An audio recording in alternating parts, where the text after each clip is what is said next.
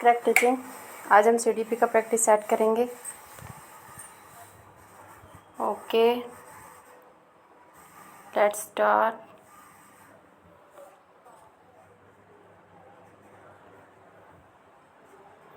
एक बच्ची कहती है, यहाँ पे हमारा क्वेश्चन नंबर 1 है। एक बच्ची कहती है धूप में कपड़े जल्दी सूख जाते हैं। वह की समझ को प्रदर्शित कर रही है, मतलब कि वह उसकी किस समझ को प्रदर्शित कर रही है।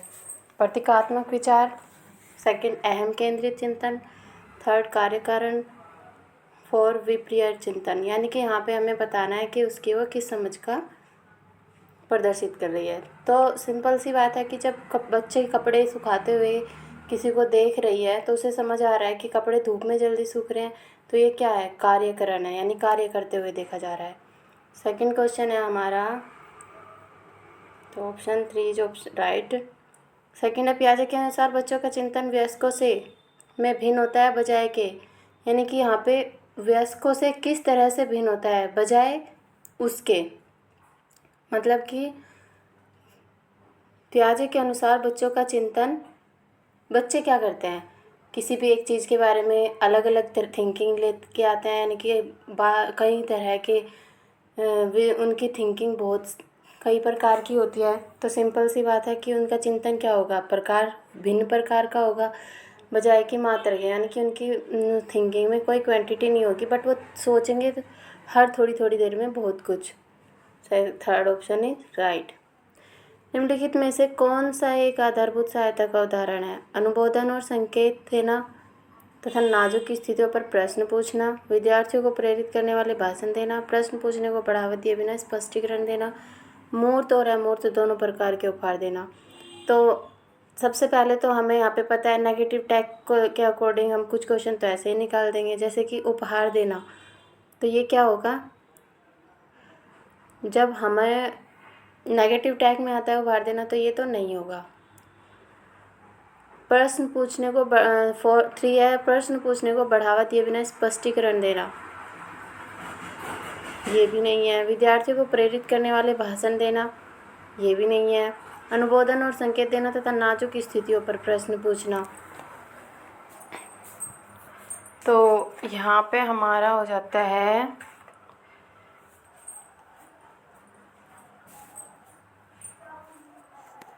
अनुबोधन और संकेत देना तथा नाजुक स्थितियों पर प्रश्न पूछना is right answer, option 3।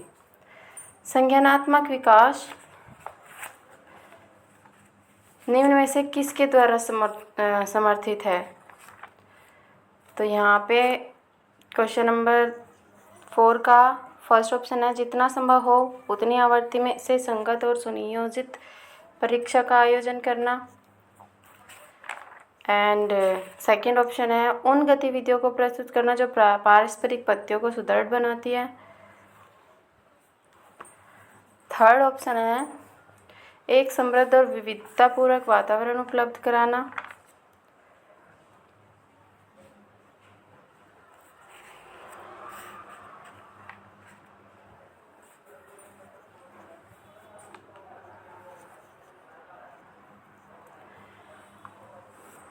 Four है, सहयोगात्मक की अपेक्षा व्यक्तिगत गतिविधियों पर अधिक ध्यान देना। तो इसमें से हमारा कौन सा सही होगा? संज्ञानात्मक विकास निम्न में से किसके द्वारा समर्थित है? तो संज्ञानात्मक विकास के बारे में यहाँ पे पूछा जा रहा है, तो इसमें हमें बताना है जितना संभव हो सके उतनी आवृत्ति से संगत और संयोजित आयोजन करना, यानी कि परीक्षाओं का आयोजन करते जाओ। ये कहाँ की बात है, ये सही नहीं होगा। उन गतिविधियों पर प्रस्तुत करना जो पारस्परिक पत्तियों को सुदृढ़ बनाती है, ये भी नहीं होगा। एक समृद्ध और विविधतापूर्वक वातावरण, यानी कि उन्हें एक ऐसा वातावरण दे जिसमें डिफरेंट अलग अलग तरह की गतिविधियाँ हो रही हो, जिससे वो देखे। संज्ञानात्मक का मतलब देख कर किसी क्रिया को समझना और करना। तो ऑप्शन नंबर 3 इज राइट।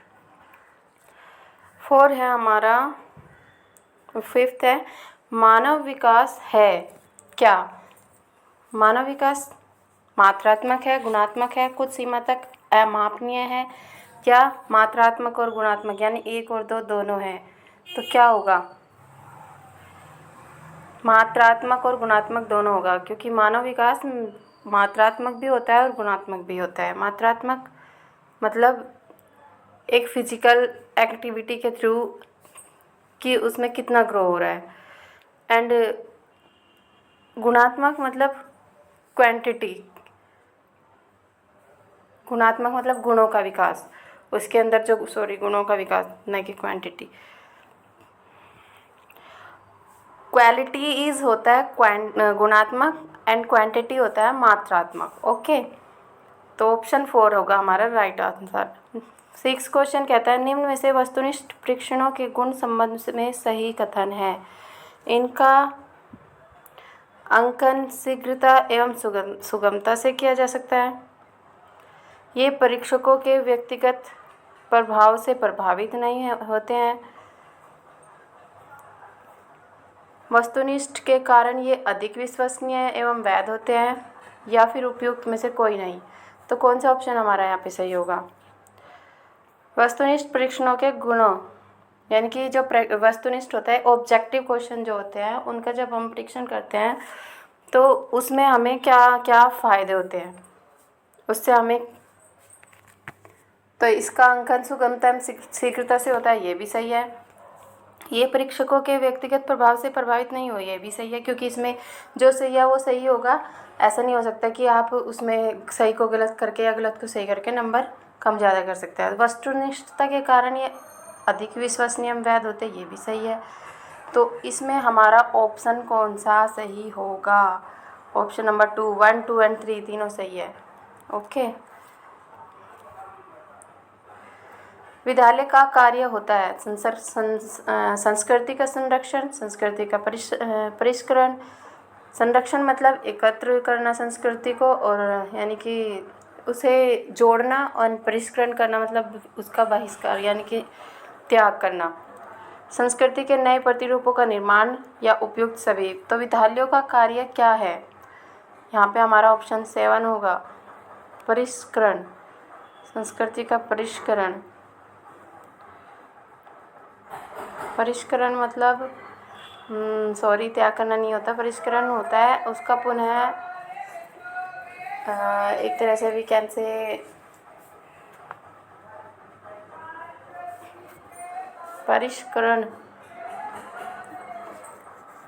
इसको बताते हैं हम अभी। संस्कृति का संरक्षण और परिष्करण दोनों विद्यालय का कार्य होता है। संस्कृति के नए प्रतिरूपों का निर्माण भी विद्यालय का कार्य होता है। तो हमारा ऑप्शन 4 होगा सही। 8 है, प्राथमिक स्तर पर एक शिक्षक में निम्न में से किसे सबसे महत्वपूर्ण विशेषता मानना चाहिए? पढ़ाने की उत्सुकता। प्राथमिक स्तर मतलब एक प्राइमरी टीचर जो होता है उसके लिए क्या सबसे इम्पोर्टेंट होता है? पढ़ाने की उत्सुकता, धैर्य और दृढ़ता, शिक्षण पद्धति और विषयों के ज्ञान में दक्षता, अति मानव भाषा में पढ़ाने में दक्षता। तो सबसे ज़रूरी होता है कि जब प्राथमिक जो बच्चे होते हैं वो थोड़े शैतानी भी क्या होते हैं, तो ऐसा नहीं है कि हम अपना धैर्य खो दें। तो धैर्य और दृढ़ता is the important for primary level teacher. Okay, वह अवस्था जब बच्चा तार्किक रूप से वस्तुओं व घटनाओं के विषय में चिंतन प्रारंभ करता है, यानी कि वो तार्किक रूप से यानी कि एक इमेजिनरी करने लगता है, वो कौन सी अवस्था होती है? संवेदी प्रेरक अवस्था होती है, या औपचारिक संक्रियात्मक अवस्था, पूर्व संक्रियात्मक अवस्था, मूर्त संक्रियात्मक अवस्था? तो इसका होगा हमारा मूर्त संक्रियात्मक अवस्था।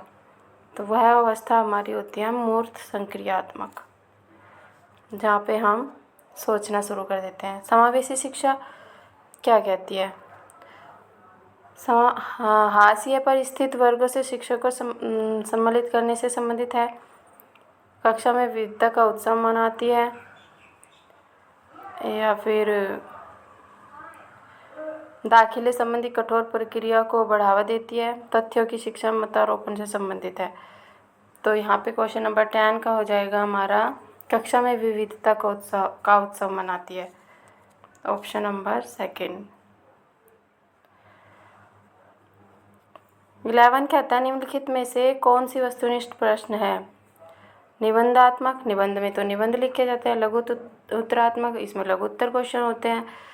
एंड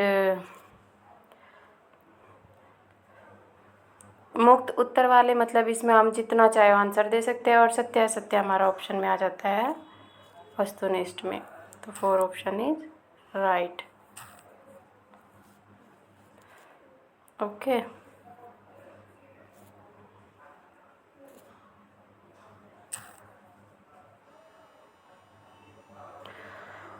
नाउ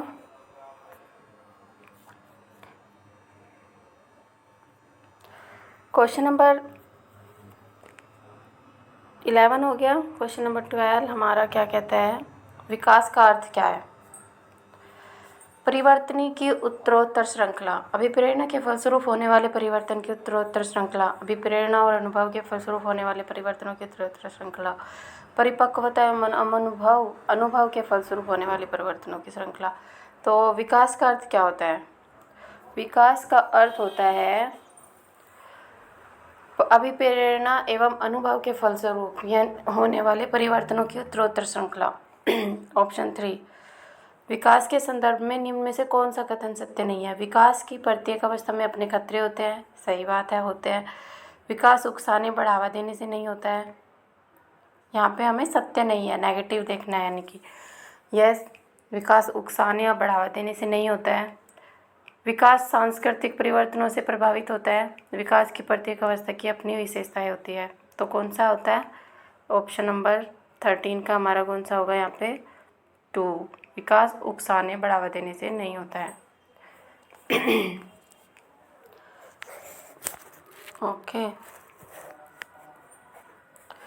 14 हमारा क्या कहता है, निम्न में से कौन सा विकासात्मक कार्य उत्तर वाली अवस्था के उपयुक्त नहीं है। सामान्य खेलों के लिए आवश्यक शारीरिक कुशलताएं सीखना, पुरुषोचित या स्त्रियोचित सामाजिक भूमिकाओं का प्राप्त करना, व्यक्तिक निर्भरता प्राप्त करना, या फिर अपने हम उम्र बालकों के साथ रहना।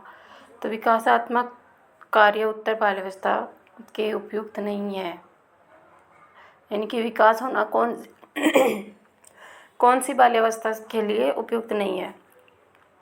तो ये हो जाएगा हमारा सेकंड आंसर, पुरुषोचित या स्त्रियोचित सामाजिक भूमिकाओं को प्राप्त करना। एक शिक्षक विद्यार्थियों में सामाजिक मूल्यों को विकसित कर सकता है। कैसे? महान व्यक्तियों के बारे में बोलकर, अनुशासन की अनुभूति को विकसित कर, आदर्श रूप से बर्ताव कर, उन्हें अच्छी कहानियाँ सुनाकर।